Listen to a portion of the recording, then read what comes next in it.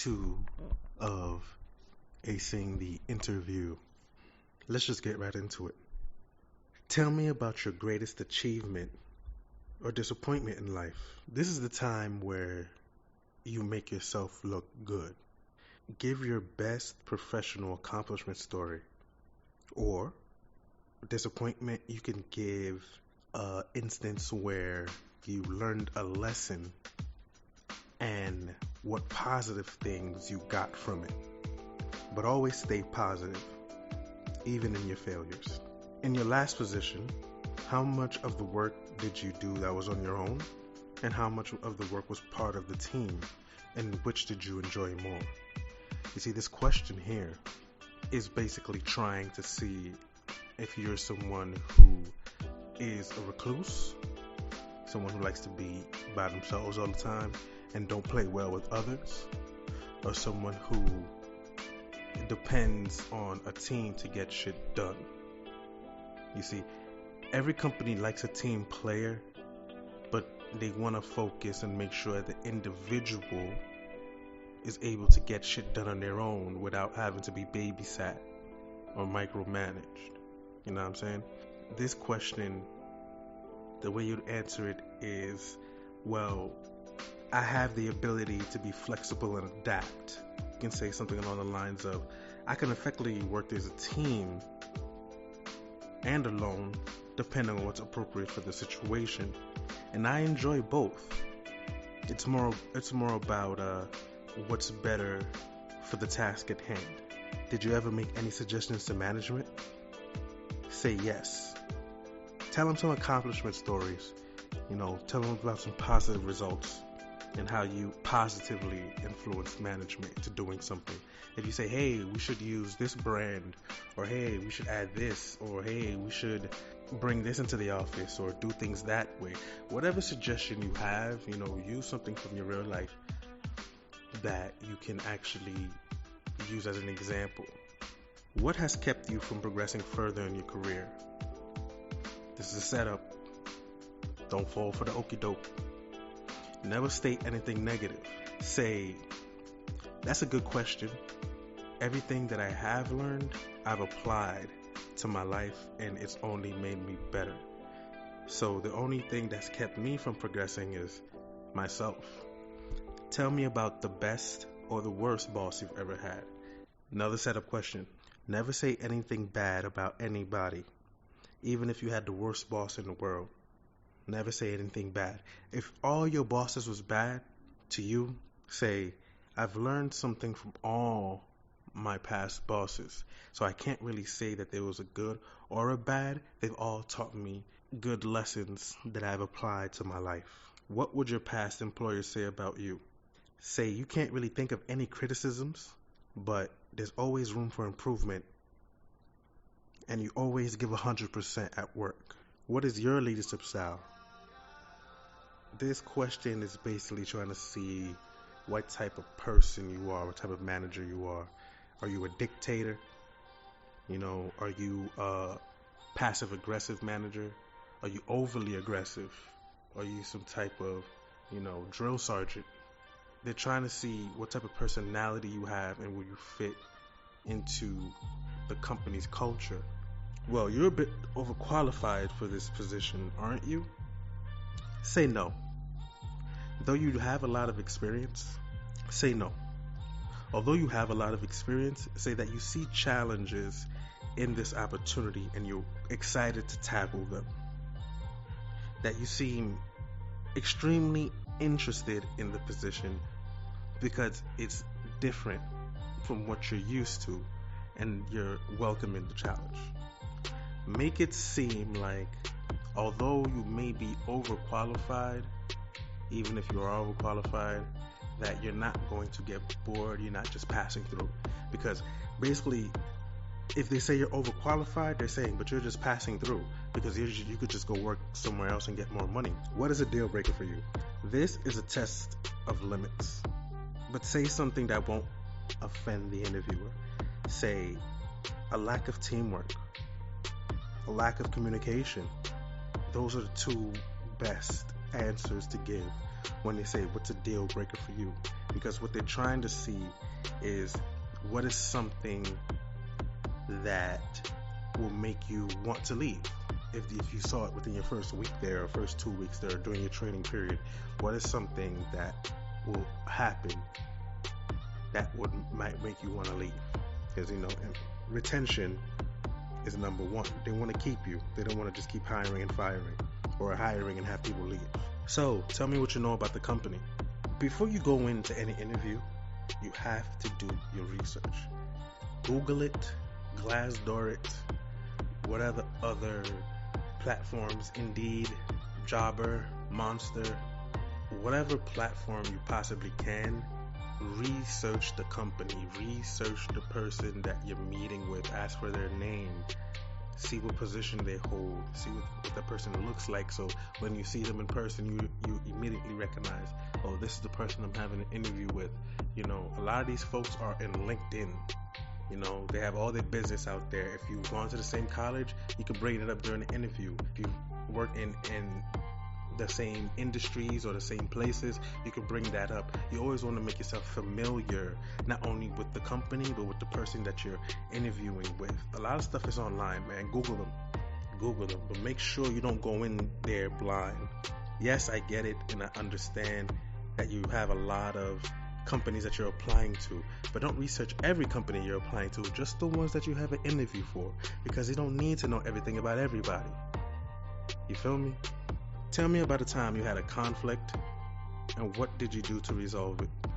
This question is all about your attitude and the way you act around people. It's a test to see, do you get along well with people? Are you good at conflict resolution? Are you socially awkward? Can you have a conversation? Are you able to diffuse a situation? Or do you just escalate it because you're an angry person with a short fuse? A great way to answer this is, I spoke with my colleague to resolve the issue, and we were successfully able to put it behind us and move forward, and we're actually pretty good friends now. You can come up with some bullshit story, whatever you want to think of, or there's some rumors being spread about you, or you accidentally ate the person's food you didn't know, or blah blah blah, whatever. But at the end of it, make sure that you say that the conflict was resolved and everything is good. Because if you say some shit like, yeah, then I punched the motherfucker in the face, they're gonna be like, whoa, that's not the type of energy we need around here. Why should we consider you over the other candidates? What they're asking is, why should we invest in you rather than your competition? This is a test of your confidence. They want to be sure that you're on the same page in terms of what you bring to the table and what they need from you. If you're not sure about what they need from you, refer back to your resume and say that you worked in similar positions and your work speaks for yourself. Reassure them that you have what it takes to do the job and you exceed at all expectations. And that's your goal, to exceed, not meet, to exceed the expectations. So you're basically saying you're willing to give them more than what they ask for without saying those words. Explaining gaps in history. Explaining gaps in your work history is not a difficult thing. There's a lot of instances where people need to take hiatus from work. You know what I'm saying? Maybe there was a medical emergency where there was only you had to take care of that person. Maybe it was because of the corona. Maybe you were sick. But what they want to know is that you were doing something to better yourself, and it wasn't just, oh, I felt like not working, or I hit the lottery and I just didn't feel like working anymore, so here I am. Because if you spent a long time without working, that means that your priority isn't working. Your priority is elsewhere. Your priority could be whatever else that is your excuse for the work history gap. But try to mitigate that. Try to remove that. Unless it's Rona, which I know most people from this point is just going to use Rona. But if it's something else, try to leave it out. Don't say it was because of your own medical issues, because then you're shooting yourself in the foot. Don't say, oh, well, it was my kid, so I had to leave. Nope, shooting yourself in the foot. Because at the end of the day, they know that your personal life is more important than your work life. For a lot of people, it isn't, but for most people, it is. So just say you're bettering yourself in those down times, so that way you're not just sitting still watching TV and bullshitting all day. So we've come to the end of our questions, and now we're going to the tips portion. First thing I want to tell y'all is be your own agent. You're trying to land a job, and you know exactly what you need to do to get the job, but you have to be your own agent. You have to remove yourself personally. Get your feelings out of it. Try to get the best deal that you possibly can, even if that means walking away from the table. Never be desperate, because that's how people take advantage of you. When you're so desperate to get something, they'll sell it to you at any price. Don't let these motherfuckers sell you a dream. Alright? Take your feelings out of it. Yeah, you haven't worked in a while. You're broke. You're hungry. You don't know where you don't know where the money is coming from for your next bills, for your next meal. So you're desperate. Cool, but don't show that on the interview. Don't act like that on the interview. Know your audience. Do research. Know who you're about to speak with. Know who you're about to meet. Know what the medium pay is for the position. You know what I'm saying? So if you're going in for a manager position and they're trying to give you $40,000 a year, understand that they're going to lowball you. Initially, they're going to lowball you. If you're a regular employee and you have 5 years of experience, they're going to throw minimum wage at you. It's stupid, I know, but they're going to do it. But it's up to you whether to take that or not. Know what I mean? See what other people are saying about the company. What's the origins of the company? These things are important. Look those things up. Read about it. And if there's any red flags, run the other way. And be yourself. Don't be a robot. Bring some personality. Don't say any off-color jokes, nothing too dark. It's kind of like a date. You know, you go on a date, you don't know this person that well, so it's a bit awkward at first, but as soon as you start to know each other just a little bit, oh, this person likes this kind of joke, okay, this person's like this, okay, then you start to warm up to them a bit, and you start to get comfortable, but don't get too comfortable. Don't get too comfortable, because you still don't know that person yet, and y'all both putting on your best behavior right now. Y'all bullshitting each other, remember that, but be yourself to an extent, alright, don't get too comfortable though. Never be afraid to ask questions. Don't wait until the end of the interview to ask a long list of questions. The interviewer does not want to be interviewed himself. It's good if you have these questions written down. It shows the interviewer that you're serious and that you're keeping a log, you know, because you're not going to remember all of this. Let's be real. You're not going to remember everything that was said. And you're not going to remember all the questions. And you don't need to. Write it down. Bring a pad. Bring a pen. Bring a pad. These things will make you look better than the other people who didn't. Trust me. It will. A couple of things you can ask. Can you explain the duties in a bit more detail? Checked it online and they were pretty vague. Okay, for example, if 1, 2, 3 were to happen, what would be the suggested course of action that you would take? For example, if it was a crazy snowstorm, would I be able to work from home? Or will we be expected to work even though we might be sick? Or can I work from home, or should I still come into the office? What do you like most about working for this company? Ask the interviewer some questions. Ask them, what was the hardest part for you when you first started working for the company? In the first week of working here, what should I expect? You can also ask follow-up questions at the end too. You can ask questions like, so where do I stand after this? Would you consider me to be a strong candidate? When should I expect to hear from you? The conclusion of the interview. What is a good time frame that you folks will be making a final decision? So that way you're not waiting around the phone. You know, by Friday, if you don't get a call, it ain't it. You know what I'm saying? They just passed on you. Is there anything else I can provide to speed up the process? Do you have any hesitations about my resume? Something that a lot of people say, and I say it's complete and utter bullshit. Fuck a thank you note. There's gonna be those few people, well, you know, I sent a thank you note, and, you know, like a year later, they still remembered me. So you're telling me you go out on a date, you have the date, you think everything went well. A week, 2 weeks go by, you don't hear from them. You're going to send them a message to me like, hey, thanks for the date. No, you're going to move the fuck on with your life, man. You got bigger, better shit to do. If they ain't hire you, that's their loss. Don't send them no fucking thank you note. Showing your desperation. That's some bullshit. Don't thank somebody for rejecting you. Have a bit more pride and confidence in yourself. Fucking thank you note. For phone interviews, same thing. Same questions. Do your research. Be prepared. Video interviews, though, dress exactly the same. And wear pants, yo. Because you never know. At one point, you may have to get up. So wear pants. Make sure you have a reliable Wi-Fi connection. Make sure you're in a quiet room. Have appropriate things in the background. Clean up. Fix your bed. Turn on the camera to see what the fuck the camera view is like. And see what they catching, because there's gonna be some shit in the background that may or may not be appropriate. And if they see that, even though they're not supposed to, a lot of people bring their own personal feelings into shit. And test your mic and your camera. You don't want to wait until the last second and it's time and you got a fucked up mic and a fucked up camera.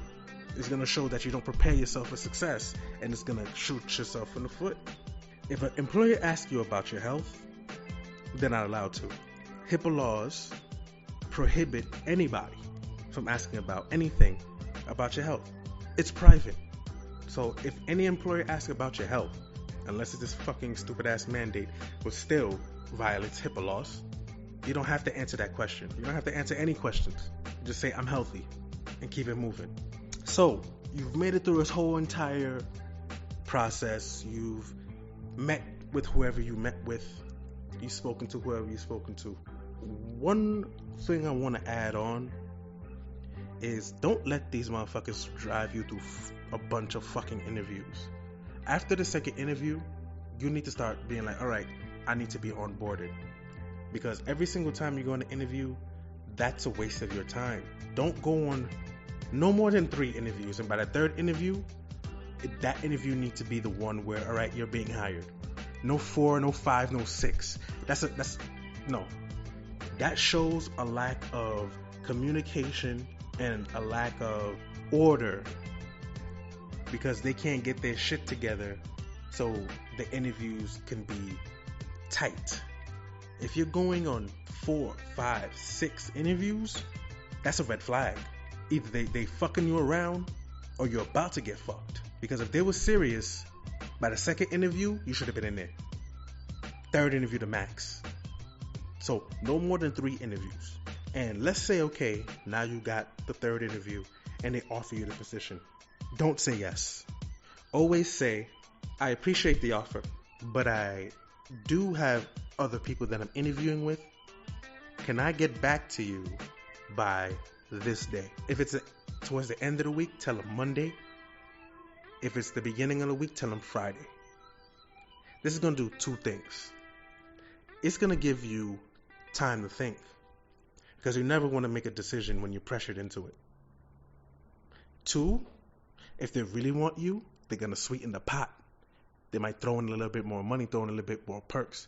It's happened to me a few times where I've been like, I got to think about it.